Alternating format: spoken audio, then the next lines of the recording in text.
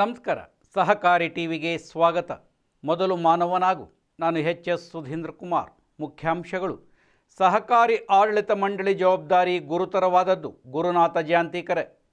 ಗೋವಾದಲ್ಲಿ ಸಹಕಾರ ಸೇವಾ ಭವನ ಲೋಕಾರ್ಪಣೆ. ಹಾರ್ಮುಜ್ ಕಳವಳಗಳ ನಡುವೆ ರಸಗೊಬ್ಬರ ಪೂರೈಕೆ ಪರಿಶೀಲನೆ.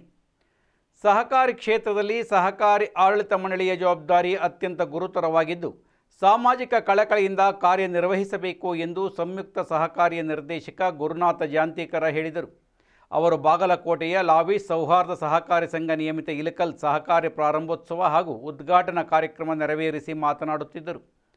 ಸಹಕಾರ ಚಳುವಳಿ ನಡೆದು ಬಂದ ದಾರಿ ಕುರಿತು ಮಾತನಾಡಿದ ಗುರುನಾಥ ಜಾಂತೀಕರ, ಜವಾಬ್ದಾರಿಯುತ ಕಾರ್ಯನಿರ್ವಹಣೆಯಿಂದ ಸಮಸ್ಯೆಗಳನ್ನು ಮುನ್ನಡೆಸಬೇಕು ಎಂದು ಹೇಳಿದರು. ಸಮಾರಂಭದಲ್ಲಿ ಪರಮಪೂಜ್ಯರು, ಸ್ಥಳೀಯ ಹಿರಿಯ ಸಹಕಾರಿಗಳು, ಆಡಳಿತ ಮಂಡಳಿ ಸದಸ್ಯರು ಉಪಸ್ಥಿತರಿದ್ದರು.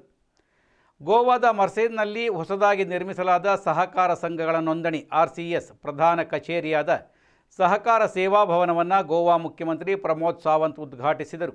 ಈ ಸೌಲಭ್ಯವು ಆಡಳಿತಾತ್ಮಕ ದಕ್ಷತೆಯನ್ನು ಹೆಚ್ಚಿಸುವ ಮತ್ತು ವಿವಿಧ ವಲಯಗಳ 5600ಕ್ಕೂ ಹೆಚ್ಚು ಸಂಘಗಳನ್ನು ಒಳಗೊಂಡಿರುವ ಗೋವಾದ ಸಹಕಾರಿ ಪರಿಸರ ವ್ಯವಸ್ಥೆಗೆ ಬೆಂಬಲವನ್ನು ಬಲಪಡಿಸುವ ನಿರೀಕ್ಷೆ ಇದೆ. ಸಹಕಾರಿ ಸಚಿವ ಸುಭಾಷ್ ಶಿರೋಡ್ಕರ್, ಶಾಸಕ ರೊಡಾಲ್ಫೋ ಫರ್ನಾಂಡಿಸ್, ಹಿರಿಯ ಸರ್ಕಾರಿ ಅಧಿಕಾರಿಗಳ ಸಮ್ಮುಖದಲ್ಲಿ ಉದ್ಘಾಟನೆ ನಡೆಯಿತು. ಈ ಸಂದರ್ಭದಲ್ಲಿ ಮಾತನಾಡಿದ ಸಾವಂತ್, ಹೊಸ ಪ್ರಧಾನ ಕಚೇರಿಯು ರಾಜ್ಯದ ಚೈತನ್ಯಶೀಲ ಸಹಕಾರಿ ಚಳವಳಿಯನ್ನು ಮತ್ತಷ್ಟು ಸಬಲಗೊಳಿಸುತ್ತದೆ, ಸಹಕಾರಿ ಸಂಸ್ಥೆಗಳಿಗೆ ಆಡಳಿತ ಮತ್ತು ಸೇವಾ ವಿತರಣೆಯನ್ನು ಸುಧಾರಿಸುತ್ತದೆ ಎಂದು ಹೇಳಿದರು. ಸಹಕಾರಿ ಮತ್ತು ಬಹುಪಯೋಗಿ ಸಂಘಗಳ ಅತ್ಯುತ್ತಮ ಕಾರ್ಯಕ್ಷಮತೆ ಮತ್ತು ಕ್ಷೇತ್ರಕ್ಕೆ ನೀಡಿದ ಕೊಡುಗೆಗಾಗಿ ಅವರನ್ನು ಸನ್ಮಾನಿಸಿದರು. ಸಹಕಾರದಿಂದ ಸಮೃದ್ಧಿ ಎಂಬ ದೃಷ್ಟಿಕೋನಕ್ಕೆ ಸರ್ಕಾರದ ಬದ್ಧತೆಯನ್ನು ಪುನರುಚ್ಚರಿಸಿದ ಮುಖ್ಯಮಂತ್ರಿ, ಸಹಕಾರಿ ವಲಯದಲ್ಲಿ ಪಾರದರ್ಶಕತೆ, ಆರ್ಥಿಕ ಶಿಸ್ತು ಮತ್ತು ಸುಸ್ಥಿರ ಬೆಳವಣಿಗೆಗೆ ಒತ್ತು ನೀಡಿದರು. ಆದರೆ ಚಳವಳಿಯನ್ನು ಬಲಪಡಿಸುವಲ್ಲಿ ನಬಾರ್ಡ್ ಮತ್ತು ಇತರ ಸಂಸ್ಥೆಗಳ ನಿರಂತರ ಬೆಂಬಲವನ್ನು ಶ್ಲಾಘಿಸಿದರು.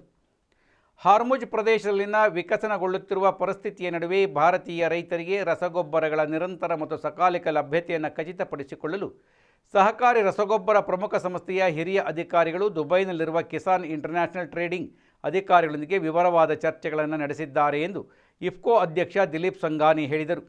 ದುಬೈಗೆ ಭೇಟಿ ನೀಡಿದ ಸಂದರ್ಭದಲ್ಲಿ ಸಾಮಾಜಿಕ ಮಾಧ್ಯಮದಲ್ಲಿ ಪೋಸ್ಟ್ ಮಾಡಿದ ಸಂಘಾನಿ, ಸ್ಥಿರ ರಸಗೊಬ್ಬರ ಪೂರೈಕೆ ಸರಪಳಿಯನ್ನು ಕಾಪಾಡಿಕೊಳ್ಳುವುದು ಮತ್ತು ಪ್ರಾದೇಶಿಕ ಬೆಳವಣಿಗೆಗಳಿಂದಾಗಿ ಉಂಟಾಗಬಹುದಾದ ಸಂಭಾವ್ಯ ಲಾಜಿಸ್ಟಿಕ್ ಸವಾಲುಗಳನ್ನು ಪರಿಹರಿಸುವುದರ ಮೇಲೆ ಚರ್ಚೆಗಳು ಕೇಂದ್ರೀಕರಿಸಿವೆ ಎಂದು ಹೇಳಿದರು.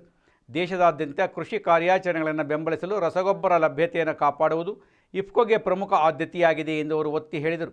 ಗೊಬ್ಬರ ಸರಬರಾಜುಗಳು ಪರಿಣಾಮ ಬೀರದಂತೆ ಮತ್ತು ಸಮಯಕ್ಕೆ ಸರಿಯಾಗಿ ರೈತರನ್ನು ತಲುಪುವಂತೆ ಖಚಿತಪಡಿಸಿಕೊಳ್ಳಲು ಸಹಕಾರಿಯು ಎಲ್ಲ ಅಗತ್ಯ ಕ್ರಮಗಳನ್ನು ತೆಗೆದುಕೊಳ್ಳುತ್ತಿದೆ ಎಂದು ಹೇಳುವ ಮೂಲಕ ರೈತರಿಗೆ ಇಫ್ಕೋದ ಬದ್ಧತೆಯನ್ನು ಅಧ್ಯಕ್ಷರು ಪುನರುಚ್ಚರಿಸಿದರು.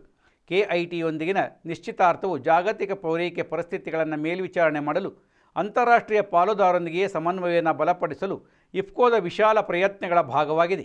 ಭಾರತದ ಅತಿದೊಡ್ಡ ರಸಗೊಬ್ಬರ ಸಹಕಾರಿ ಸಂಸ್ಥೆಗಳಲ್ಲಿ ಒಂದಾದ ಇಫ್ಕೋ ದೇಶದಾದ್ಯಂತ ಲಕ್ಷಾಂತರ ರೈತರ ಪೋಷಕಾಂಶಗಳ ಅವಶ್ಯಕತೆಗಳನ್ನು ಪೂರೈಸುವಲ್ಲಿ ನಿರ್ಣಾಯಕ ಪಾತ್ರ ವಹಿಸುತ್ತದೆ.